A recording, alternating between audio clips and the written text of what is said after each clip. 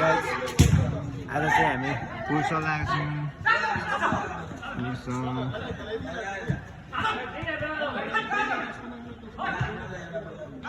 seven side फुर्सल आएको छौँ तर म चाहिँ खेल्न पाउँदिनँ गाइस किनभने म चाहिँ इन्जोर छु यस्तो खेल्नु मन हुँदा पनि खेल्नु पाइँदैन यार खुट्टा यस्तो भएको यस्तो भएको छ डक्टरहरूको सल्लाह मान्नै पर्यो फेरि पछि नेमार जस्तै भयो भने कहाँ हुन्छ त्यही भएर खेल्नु चाहिँ पाइँदैन गाइस होइन रह्यो